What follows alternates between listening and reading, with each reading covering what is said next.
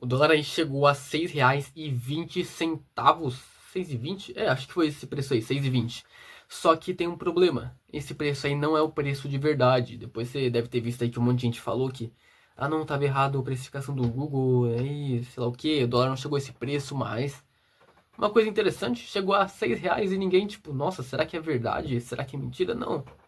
Todo mundo já tava esperando que ia chegar a R$ 6. E isso é uma coisa aí pra você perceber qual é o otimismo da moeda brasileira. Se chegasse a 6,15 ninguém ia questionar, tanto que só perceberam depois que o Google estava errado. Então todo mundo ou estava vendo no Google ou estava vendo em fontes que estavam vendo o Google como referência, porque sei lá, na sua corretora e estava diferente o preço. Aí eu lembro de ter visto o real custando, o dólar custando R$ 6 e pouco. Aí eu pensei, qual o preço do Bitcoin? Deve estar alto também. Aí eu pesquisei lá qual a cotação do Bitcoin em reais no Google. Tava R$ 450 um Bitcoin. Aí eu pensei, nossa, subiu pra caramba aí o Bitcoin. Então vou ver aqui na minha corretora, né, o que tá acontecendo. Aí tava lá R$ 430 na minha corretora. Aí começa um negócio estranho, por quê? Tá 450 no Google, na corretora tá 430. Tem duas opções. Ou eu consigo comprar Bitcoin na minha corretora por um preço abaixo do mercado, a 430. Então eu tinha que aproveitar esse momento exatamente agora e comprar Bitcoin 430, porque se o preço realmente tivesse 450 e eu comprasse a 430, eu podia vender Bitcoin na mesma hora e comprar ele por 430, vender por 450 e depois comprar mais Bitcoin logo em seguida e fazer esse esquema de arbitragem até conseguir ganhar um bom dinheiro com isso. Ou a segunda opção, que era o Google tá errado. E o que aconteceu? O Google tá errado. O dólar aí, o USDT, que é o que eu consigo comprar também, tava a 5,95 no pico máximo dele. Ou seja, o Bitcoin e o dólar tava com preço errado no Google em relação ao real. Eu imagino também que esteja em relação às outras moedas. Não sei se todas as moedas ou se todas as moedas apenas em relação ao real. Mas o fato é que o Bitcoin ou o dólar ele estava acima do valor dele no Google. Então se você viu o preço aí do Bitcoin ou o real no Google, estava errado. Só que aí tem uma coisa. Por que, que ele subiu ou por que, que ele desceu? Bitcoin sobe e desce à toa assim? Tô a fim de mudar o dado aqui na planilha. Daí vem um cara lá e muda o preço do Bitcoin ou muda o preço do dólar. E é isso. É uma pessoa aí que decide qual vai ser o preço, dependendo do humor dela, vai subir ou vai descer. Não. O que muda o preço do Bitcoin, do dólar, do real e tudo é basicamente a mesma coisa, que é a oferta e a demanda. É a lei da oferta e demanda. Que é basicamente o preço de qualquer coisa aí, é baseado na oferta e demanda. Se a oferta sobe ou desce, ou se a demanda sobe ou se a demanda desce, vai interferir no preço. Então, o que acontece com o real? Por que, que o real ele vai se desvalorizando? Antes você precisava para comprar um dólar, R$ 1. Depois, para comprar um dólar, R$ 2, depois R$ 3, R$ 4, que acontece? A oferta do real vai subindo. O que é a oferta? A oferta é a quantidade de coisas, quantidade de serviço, quantidade de produto desse existe. Então, se são fabricados milhões desse mesmo produto, ele vai valer menos, porque existem mais deles no mundo. E se começassem a diminuir a fabricação desse produto ou desse serviço, e ele ia valer mais, porque existem menos e é mais difícil de você conseguir. Isso também acontece com moeda. Moeda segue esse mesmo princípio. Se existe mais moeda no mundo, ela vai valer menos. Quanto mais você imprime moeda, mais você cria moeda e você diminui o valor da moeda. Mas se você diminui o valor da moeda, para que você vai imprimir moeda? Por que um país imprimiria moeda, sendo que isso vai desvalorizar a moeda dele? Quando você imprime moeda, você não sai distribuindo para a população assim de graça, igualmente, porque se distribuísse igualmente para todas as pessoas em comparação a quanto elas já têm poupado, não teria por que imprimir moeda. O que acontece? Você imprime moeda para benefício próprio. Então, quem imprime moeda? O governo. Quem vai gastar essa moeda que foi imprimida? O governo. Então, ele tem incentivo para imprimir moeda e quem está guardando a moeda vai se ferrar. Você pode fazer essa mesma analogia com uma edição rara ou limitada de alguma coisa. Vamos supor que uma certa empresa de quadrinhos e super-heróis aí, a Marvel, ela tem uma edição limitada aí de que só saíram 500 unidades, ou 1000 unidades, por exemplo. Só 1000 unidades no mundo, não foram feitas mais do que isso. E a Marvel é uma empresa aí super famosa, todo mundo quer os quadrinhos da Marvel, os filmes da Marvel. Aí vê que lançou uma edição limitada que só existem 1000. Todo mundo vai comprar. E isso vai valorizar muito, porque tem poucas delas no mundo, ela é rara. Existem uma quantidade limitada dessas edições. Então, se você comprar essa edição, no futuro ela vai estar valendo mais, porque vão existindo cada vez menos. Elas vão se perdendo aí, vai rasgando, vai acontecer alguma coisa com elas e vai diminuindo. E é isso que acontece quando você poupa em real. Você vai guardar uma coisa. Você guarda em um ativo, em alguma coisa. Você vai pegar, estocar uma coisa. No caso, você pode estocar o real, você pode estocar quadrinhos da Marvel. Só que, vamos supor que depois de 1 ano ou 2 anos vão descobrir que tinha um novo lote, não existiam só 1000 unidades dessa edição limitada. Na verdade, existia um lote com 50.000 unidades. O que vai acontecer?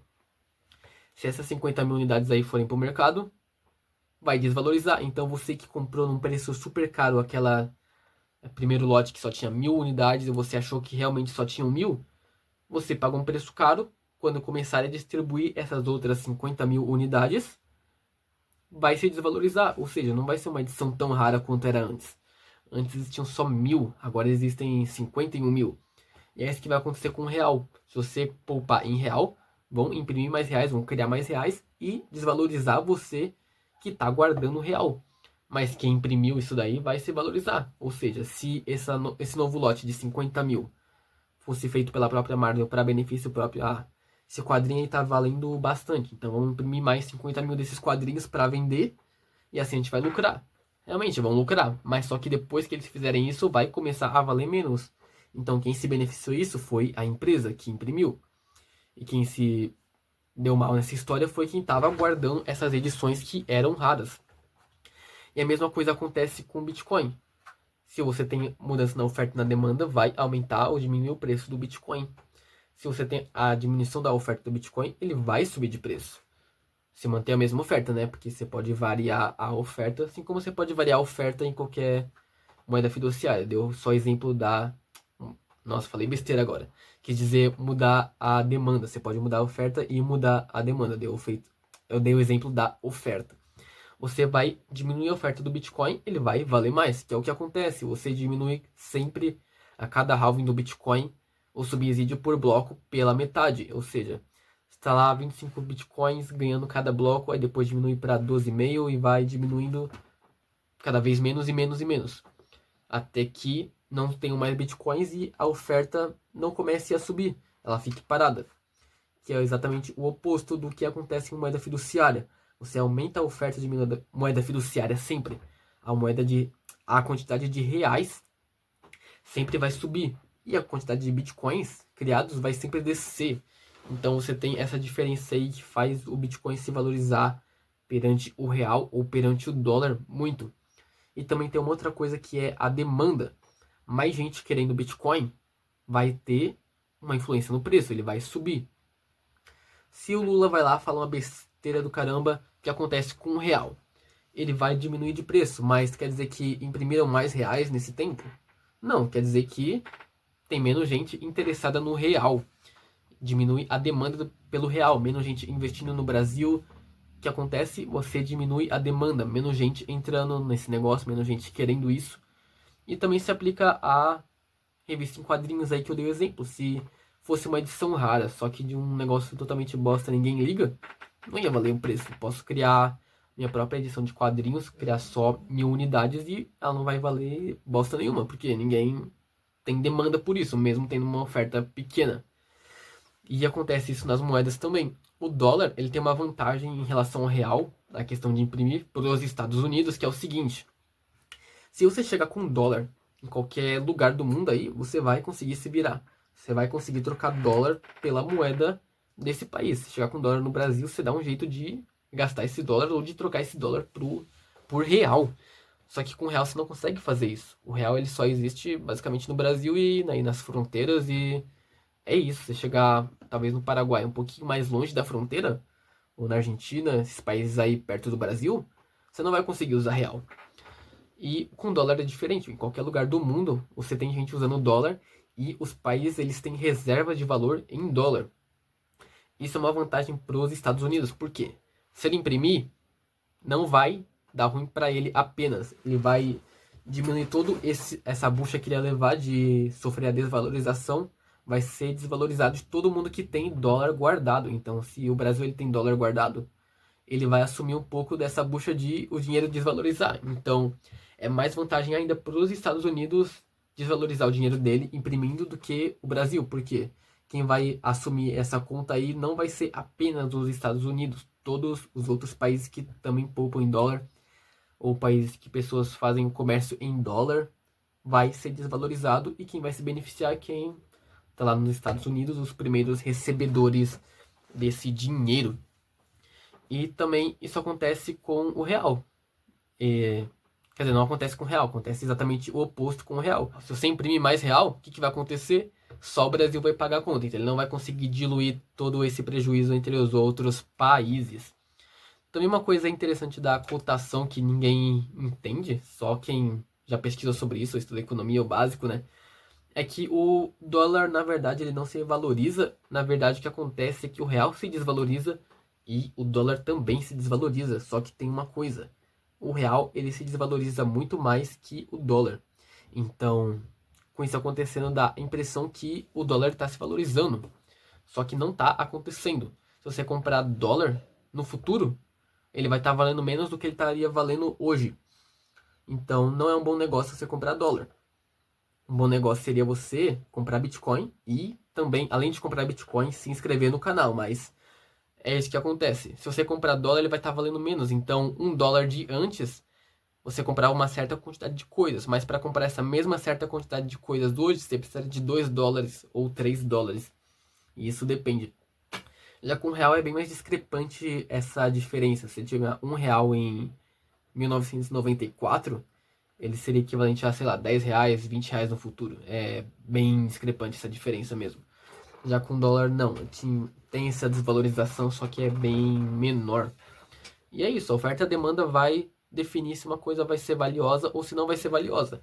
Eu posso criar minha própria moeda aqui, que vão existir só 10 moedas no mundo e não vão existir mais. Tem a oferta totalmente reduzida, só 10. Só que não vai ter a demanda vai ser zero. Só eu que vou ter essa moeda e ninguém liga. Então, mesmo ela tendo uma oferta pequena, não vai valer nada. E é isso que você tem que entender, a oferta e demanda. Você pode usar isso para qualquer coisa na sua vida.